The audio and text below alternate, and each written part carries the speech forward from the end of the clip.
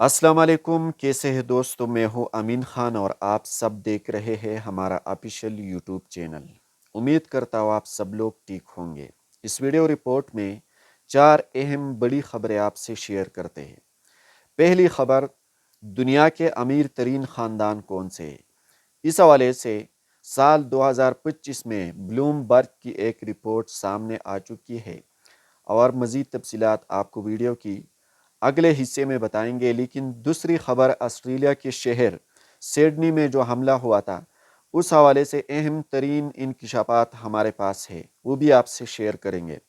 और बांग्लादेश ने भारत को मुंह तोड़ जवाब दिया और पाकिस्तान का खैर मकदम किया। इस हवाले से अहम तफसीलात भी इस वीडियो का हिस्सा होंगे। और इमरान खान की बहनों के साथ, उनके कारकुनों के साथ जो बदतरीन सलूक किया गया, ख़ासकर पुलिस की तरफ से, हुकूमत की तरफ से, उस हवाले से अहम तफसीलात भी हम आपसे शेयर करते हैं। और आखिरी ख़बर जो है, भारत का वो गठिया वज़ीर आला बिहार का वो नीतीश कुमार, जो एक मुसलमान खातून के साथ उन्होंने जो बदसलूकी की थी, उसके ख़िलाफ़ पूरी दुनिया में इस वक्त किस तरह से रद्द-ए-अमल दिखाया जा रहा है। तो ये सारे मालूमात और तफसीलात हम आपको बताएंगे। हमारे साथ रहिए, इस चैनल को सब्सक्राइब कीजिए अगर आप फर्स्ट टाइम इस चैनल पर आए हैं, और कमेंट्स भी ज़रूर करें। नाजरीन, ब्लूमबर्ग की एक रिपोर्ट के मुताबिक इस वक्त दुनिया में चार बड़े अमीर ख़ानदानों के लिस्ट और नाम सामने आए हैं, जिसके पास अपने वसी कारोबार की वजह से बहुत बड़ा सरमाया है। उन ख़ानदानों में पहला नंबर अमेरिका के आर्कनसास रियासत से ताल्लुक़ रखने वाले वाल्टन ख़ानदान का है, जिसने 1962 में वालमार्ट के नाम से एक छोटा स्टोर खोला, जिसका मकसद लोगों को सस्ते दामों पर सामान पर अहम करना था। सैम वाल्टन ने इस कारोबार का आगाज सिर्फ $25,000 से किया था। रफ्ता रफ्ता ये जब कारोबार थोड़ी सी तरक्की कर गई तो उन्होंने अमेरिका भर में अपने कारोबारी स्टोर्स शुरू किए और लोगों ने उस पर एतमाद किया।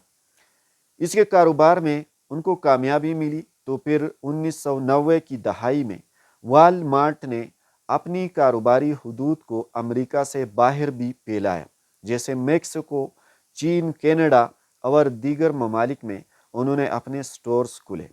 2000 के बाद वालमार्ट ने ऑनलाइन शॉपिंग पर भी जोर दिया ताकि दुनिया के बड़े ई कॉमर्स प्लेटफॉर्म्स जैसे अमेज़न का मुकाबला भी किया जा सके। आज वालमार्ट के तकरीबन 1500 स्टोर्स हैं और दुनिया भर में करोड़ों लोग उसके ज़रिए सामान खरीदते हैं।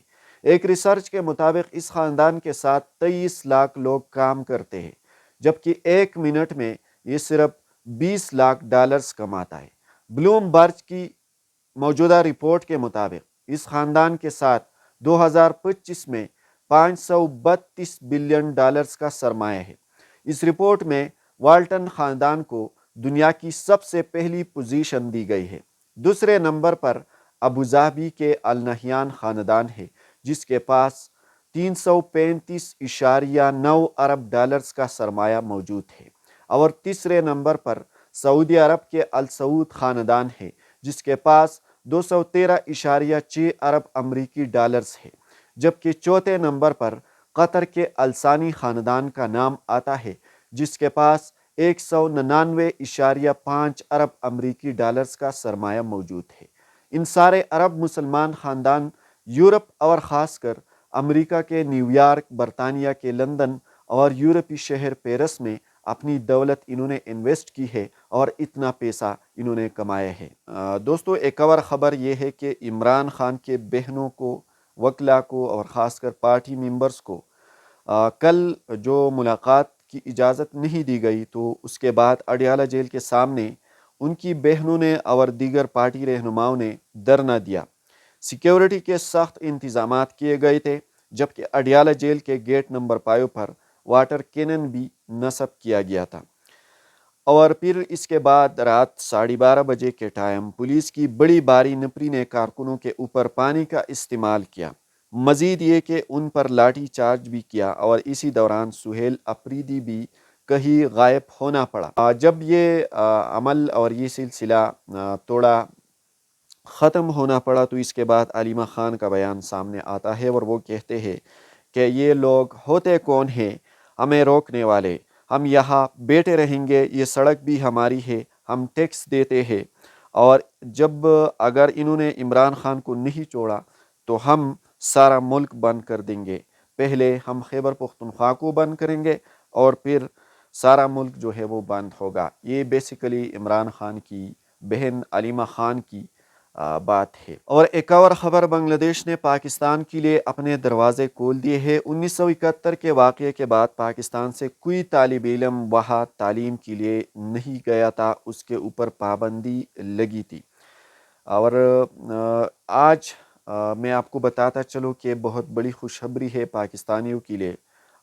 کل 16 دسمبر سے 21 MBBS طالب علم کو بنگلہ دیش میں آنے کی اجازت دی گئی ہے، مفت تعلیم حاصل کرنے کا موقع دیا گیا ہے اسکالرشپ کے ذریعے۔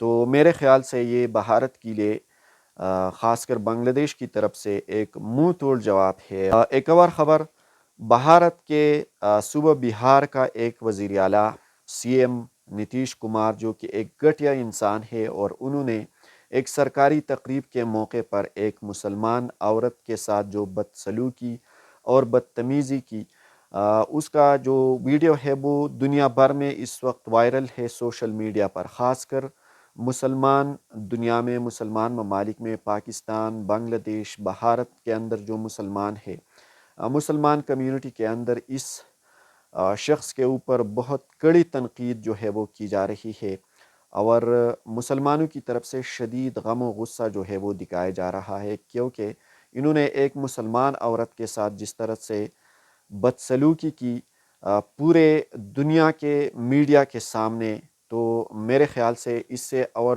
بڑی جرم کوئی نہیں ہو سکتا ہے۔ تو میں یہ کہنا چاہتا ہوں کہ اس گھٹیا انسان کو اس کے خلاف قانونی کارروائی کرنی چاہیے، اس کے خلاف FIR درج کرنی چاہیے اور اسے نشانی عبرت بنانا چاہیے۔ لیکن بدقسمتی کی بات یہ ہے کہ ہندوستان میں ضرور یہ سمجھتا ہوں کہ ہندوستان میں 20 کروڑ کے لگ بھگ مسلمان رہتے ہیں، لیکن وہاں پر مسلمانوں کی جو آواز ہے وہ ہمیشہ سے دبائی جا رہی ہے، اور مسلمانوں کے جو حقوق ہے وہ پامال کیے جا رہے ہیں، کیونکہ پچھلے کئی سالوں سے ہندوستان میں ایک ایسی پولیٹیکل پارٹی کی حکومت ہے، بھارتی جنتا پارٹی، جو مسلمانوں کے خلاف سیاست کر رہے ہیں اور مسلمانوں کے دشمنی کے نام پر سیاست کر رہے ہیں۔